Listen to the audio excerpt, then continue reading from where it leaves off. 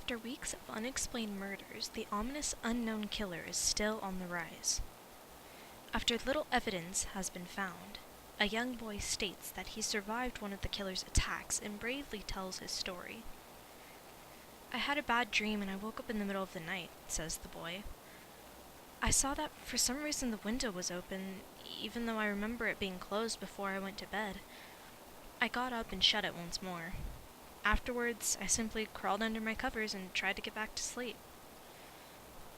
That's when I had a strange feeling, like someone was watching me. I looked up and nearly jumped out of my bed. There, in the little ray of light, illuminating from between my curtains, were a pair of two eyes.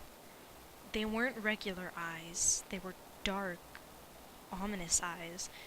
They were bordered in black and just plain out terrified me. That's when I saw his mouth. A long, horrendous smile that made every hair on my body stand up. The figure stood there watching me. Finally, after seemed like forever, he said it. A simple phrase, but said it in a way only a madman could speak. He said, "Go to sleep." I let out a scream, and that's what sent him at me. He pulled up a knife, and aiming it at my heart. He jumped on top of my bed. I fought him back. I kicked, I punched, I rolled around, trying to knock him off me. That's when my dad busted in. The man threw the knife. It went into my dad's shoulder. The man probably would have finished him off if one of the neighbors hadn't alerted the police. They drove into the parking lot and ran towards the door. The man turned and ran down the hallway. I heard a smash like glass breaking. As I came out of my room, I saw the window that was pointing towards the back of my house was broken. I looked out to see him vanish into the distance. I can tell you one thing. I will never forget that face. Those cold, evil eyes, and that psychotic smile. They will never leave my head. Police are still on the look for this man. If you see anyone that fits the description in this story, please contact your local police department. Jeff and his family had moved into a new neighborhood.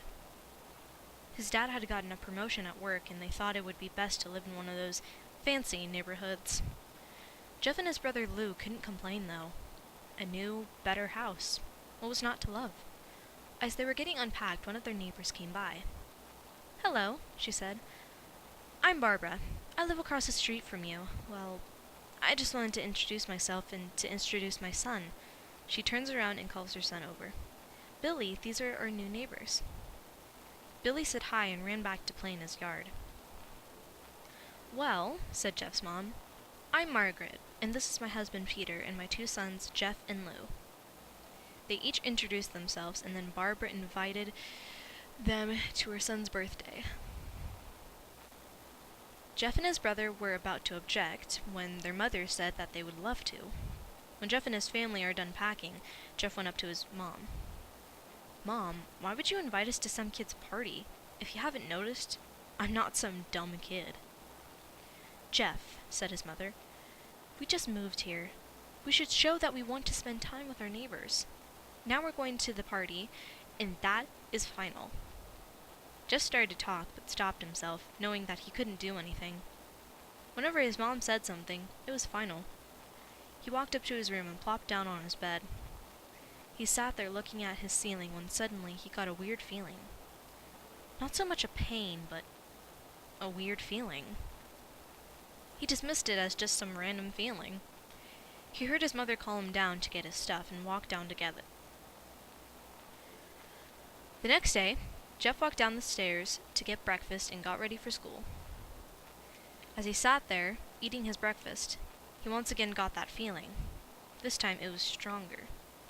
It gave him a slight tugging pain, but he once again dismissed it. As he and Lou finished breakfast, they walked down to the bus stop.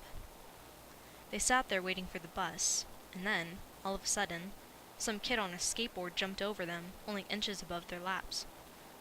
They both jumped back in surprise. "Hey, what the hell?" The kid landed and turned back to them. He kicked his skateboard up and caught it with his hands. The kid seems to be about 12, 1 year younger than Jeff. He wears an Aeropostale shirt and ripped blue jeans. Well, well, well. It looks like we got some new meat. Suddenly, 2 other kids appeared. One was super skinny and the other was huge. Well, since you're new here, I'd like to introduce ourselves. Over there is Keith. Jeff and Lou looked over to the skinny kid. He had a dopey face that would expect a sidekick to have. And he's Troy. They looked over at the fat kid. Talk about a tub of lard. This kid looked like he hadn't exercised since he was crawling. And I, said the first kid, am Randy. Now, for all the kids in the neighborhood, there's a small price for bus fare, if you catch my drift. Lou stood up, ready to punch the lights out of this kid's eyes, when one of his friends pulled a knife on him. I had hoped you would be more cooperative, but it seems we must do this the hard way. The kid walked up to Lou and took his wallet out of his pocket. Jeff got that feeling again. Now it was truly strong, a burning sensation. He stood up, but Lou gestured him to sit down. Jeff ignored him and walked up to the kid. Listen here, you little punk. Get back my bro's wallet or else. Randy put the wallet in his pocket and pulled out his own knife. Oh? And what will you do? Just as he finished the sentence, Jeff popped the kid in the nose. As Randy reached for his face, Jeff grabbed the kid's wrist and broke it. Randy screamed and Jeff grabbed the knife from his hand. Troy and Keith rushed Jeff, but Jeff was too quick. He threw Randy to the ground. Keith lashed out at him, but Jeff ducked and stabbed him in the arm. Keith dropped his knife and fell to the ground screaming. Troy rushed him too, but Jeff didn't even need the knife. He just punched Troy straight in the stomach and Troy went down. As he fell, he puked all over. Lou could do nothing but look in amazement at Jeff. Jeff, how do you... That was all he said. They saw the bus coming and knew they'd be blamed for the whole thing. So they started running as fast as they could. As they ran, they looked back and saw the bus driver rush over to Randy and the others. As Jeff and Lou made it to school, they didn't dare tell what happened. All they did was sit and listen. Lou just thought of that as his brother beating up a few kids, but Jeff knew it was more. It was something scary. As he got that feeling, he felt how powerful it was, the urge to just hurt someone. He didn't like how it sounded, but he couldn't help but feeling happy. He felt that strange feeling go away and stay away for the entire day of school. Even as he walked home due to the whole thing near the bus stop, and how now he probably wouldn't be taking the bus anymore, he felt happy. When he got home, his parents asked him how his day was, and he said, in a somewhat ominous voice, "It was a wonderful day." Next morning, he heard a knock at his front door. He walked down to find 2 police officers at the door, his mother looking back at him with an angry look. "Jeff, these officers tell me that you attacked 3 kids, that it wasn't regular fighting, and that they were stabbed." "Stabbed, son!" Jeff's gaze fell to the floor, showing his mother that it was true. "Mom, they were the ones who pulled the knife on me and Lou." "Son," said one of the cops, "we found 3 kids, 2 stabbed, 1 having a bruise on his stomach, and we have witnesses proving that you fled the scene. Now what does that tell us?" Jeff knew it was no use. He could say him and Lou had been attacked, but there was no proof, and it was not them who attacked first. They couldn't say anything that they weren't fleeing because, truth be told, they were. So, Jeff couldn't defend himself or Lou. "Son, call down your brother." Jeff couldn't do it, since it was him who beat up all the kids.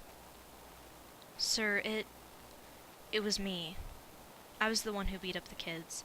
Lou tried to hold me back, but he couldn't stop me." The cop looked at his partner, and they both nod. "Well, kid, looks like a year in juvie." "Wait," says Lou. They all look up to see him holding a knife. The officers pull their guns and lock them on Lou. It was me. I beat up those little punks. Have the marks to prove it." He lifted up his sleeves to reveal cuts and bruises, as if he was in a struggle. "Son, just put the knife down," said the officer. Lou held up the knife and dropped it to the ground. He put his hands up and walked over to the cops. "No, Lou, it was me. I did it." Jeff had tears running down his face. "Poor bro, trying to take the blame for what I did. Well, take me away." The police led Lou out to the patrol car. "Lou, tell them it was me! Tell them! I was the one who beat up those kids!" Jeff's mother put her hands on his shoulders. "Jeff, please, you don't have to lie. We know it's Lou. You can stop." Jeff watched helplessly as the cop cars sped off with Lou inside. A few minutes later, Jeff's dad pulled into the driveway, seeing Jeff's face and knowing something was wrong.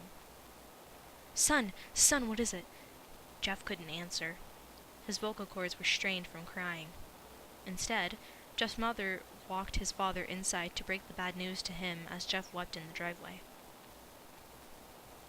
After an hour or so, Jeff walked back into the house, saying that his parents were both shocked, sad, and disappointed. He couldn't look at them. He couldn't see how they thought of Lou when it was his fault. He just went to sleep, trying to get the whole thing off his mind. 2 days went by with no word from Lou at GDC. No friends to hang out with, nothing but sadness and guilt. That is until Saturday, when Jeff is woken up by his mother, with a happy, sunshiny face. "Jeff, it's the day," she said as she opened up the curtains and let light flood into his room. What's today?" asked Jeff as he stirred awake. "Why, it's Billy's party." He was now fully awake. "Mom, you're joking, right? You don't expect me to go to some kid's party after—" There was a long pause. "Jeff, we both know what happened. I think this party could be the thing that brightens up the past days. Now, get dressed." Jeff's mother walked out of the room and downstairs to get ready herself. He fought himself to get up. He picked out a random shirt and a pair of jeans and walked downstairs. He saw his mother and father all dressed up, his mother in a dress and his father in a suit. He thought, why they would ever wear such fancy clothes to a kid's party. "Son, is that all you're going to wear?" said Jeff's mom. "Better than wearing too much." His mother pushed down the feeling to yell at him and hid it with a smile. "Now, Jeff, we may be overdressed, but this is how you go if you want to make an impression," said his father. Jeff grunted and went back up to his room. "I don't have any fancy clothes," he yelled downstairs. "Just pick out something," called his mother. He looked around in his closet for what he would call fancy. He found a pair of black dress pants and he had for special occasions and an undershirt. He couldn't find a shirt to go with it, though. He looked around and found only striped and patterned shirts, none of which go with dress pants. Finally, he found a white hoodie and put it on. "You're wearing that?" they both said. His mother looked at her watch. "Oh, no time to change. Let's just go," she said as she herded Jeff and his father out the door. They crossed the street over to Barbara and Billy's house. They knocked on the door, and at it appeared that Barbara, just like his parents, way overdressed. As they walked inside, all Jeff could see were adults, no kids. "The kids are out in the yard, Jeff. How about you go and meet some of them?" said Barbara. Jeff walked outside to a yard full of kids. They were running around in weird cowboy costumes and shooting each other with plastic guns. He might as well be standing in a Toys R Us. Suddenly, a kid came up to him and handed him a toy gun and hat. "Hey, wanna play?" he said. No, kid, I'm way too old for this stuff." The kid looked at him with that weird puppy dog face. "Please?" said the kid. "Fine," said Jeff. He put on the hat and started to pretend shooting at kids. At first, he thought it was totally ridiculous, but then he started to actually have fun. It might not have been super cool, but it was the first time he had done something that took his mind off of Lou. So, he played with the kids for a while, until he heard a noise. A weird, rolling noise. Then it hit him. Randy, Troy, and Keith all jumped over the fence on their skateboards. Jeff dropped the fake gun and ripped off the hat. Randy looked at Jeff with a burning hatred. "Hello, Jeff, is it?" he said. "We have some unfinished business." Jeff saw his bruised nose. "I think we're even. I beat the crap out of you, and you got my brother sent to JDC. Randy got an angry look in his eyes. "Oh, no. I don't go for even. I go for winning. You may have kicked our asses that one day, but not today." As he said that, Randy rushed at Jeff.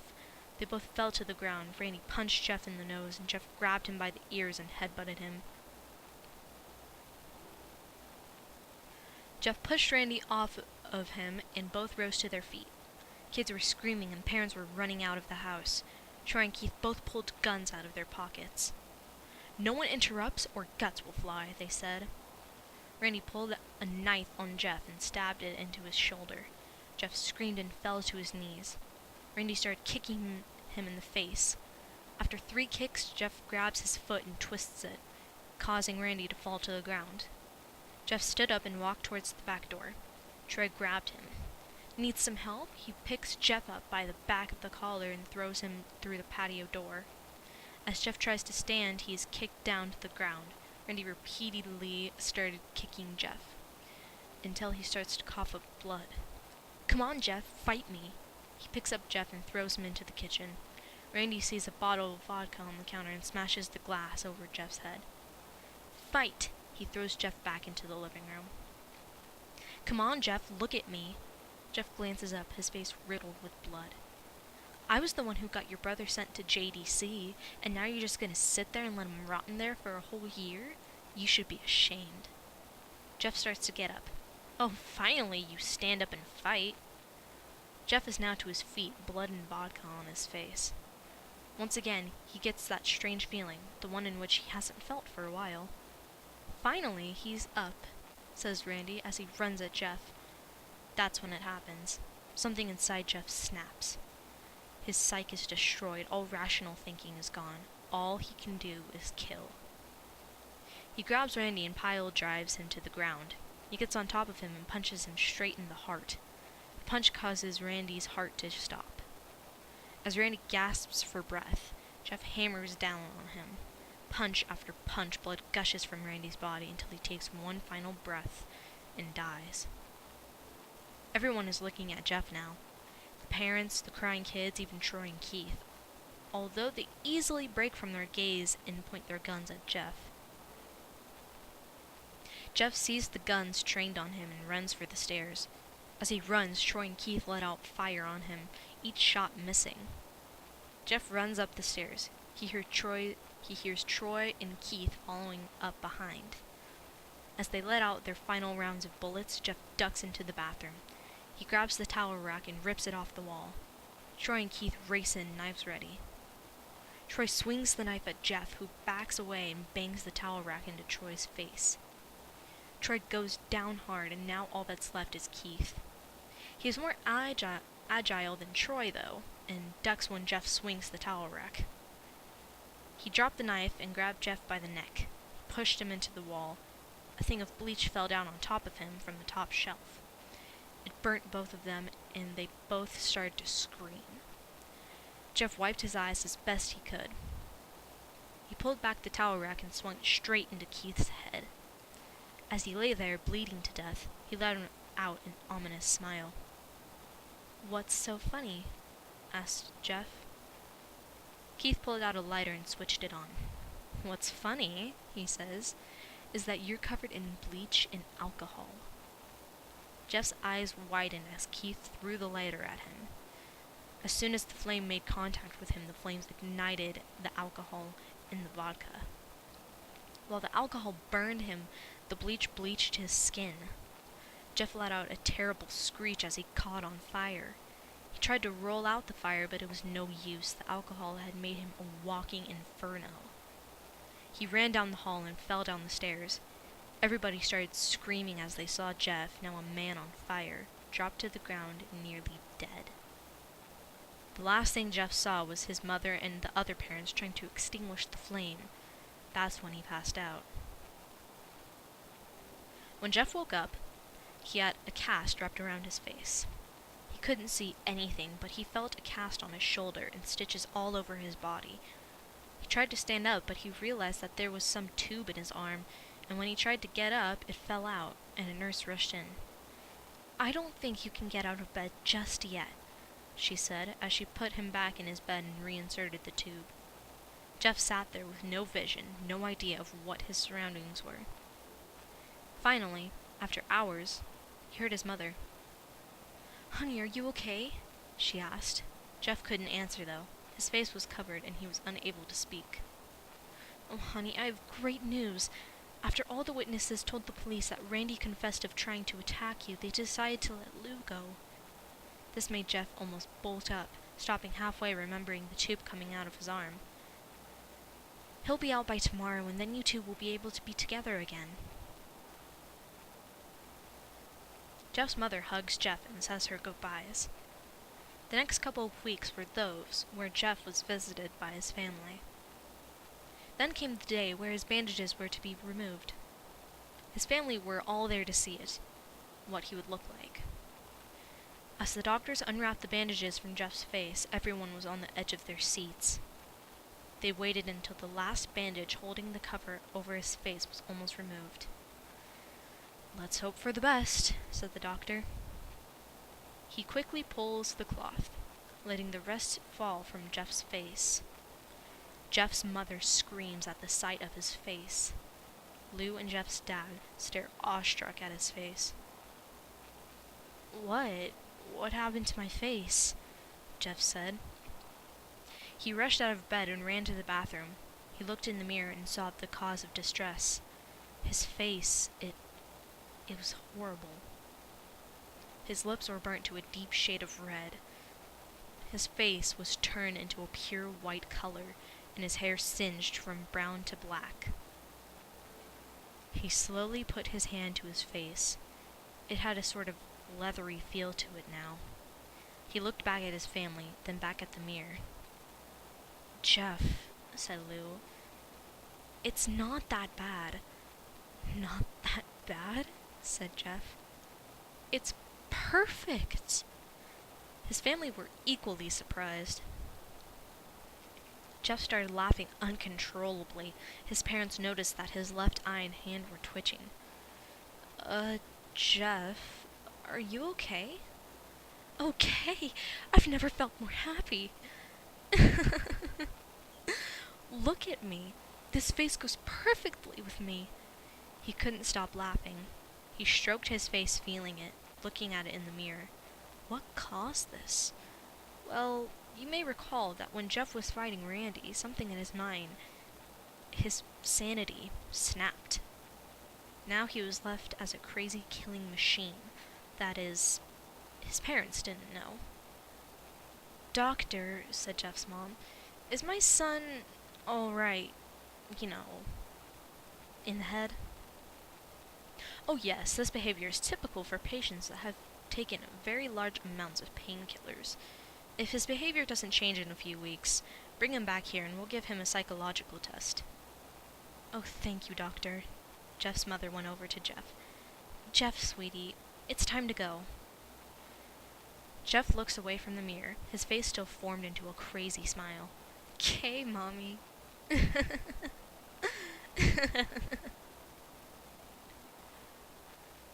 His mother took him by the shoulder and took him to get his clothes. "This is what came in," said the lady at the desk. Jeff's mom looked down to see the black dress pants and white hoodie her son wore. Now they were clean of blood and now stitched together. Jeff's mother led him to his room and made him put his clothes on. Then they left, not knowing that this was their final day of life. Later that night, Jeff's mother woke to a sound coming from the bathroom. It sounded as if someone was crying. She slowly walked over to see what it was. When she looked into the bathroom, she saw a horrendous sight. Jeff had taken a knife and carved a smile into his cheeks. "Jeff, what are you doing?" asked his mother. Jeff looked over to his mother. "I couldn't keep smiling, Mommy. It hurt after a while." now I can smile forever. Jeff's mother noticed his eyes ringing black. Jeff, your eyes! His eyes were seemingly never closing. I couldn't see my face. I got tired and my eyes started to close. I burned out the eyelids so I could forever see myself, my new face. Jeff's mother slowly started to back away, seeing that her son was going insane. What's wrong, Mommy? Aren't I beautiful? Yes, son, she said. Yes, you are. Let me go get Daddy so he can see your face. She ran into the room and shook Jeff's dad from sleep. Honey, get the gun, She stopped as she saw Jeff in the doorway holding a knife. Mommy, you lied. That's the last thing they heard as Jeff rushes them with a knife, gutting both of them. His brother Lou woke up, startled by some noise. He didn't hear anything else, so he just shut his eyes and tried to go back to sleep. As he was on the border of slumber, he got the strangest feeling that someone was watching him. He looked up, both Jeff's hand covering his mouth. He slowly raised the knife, ready to plunge it into Lou.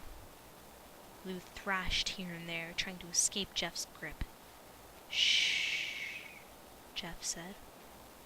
Just go to sleep.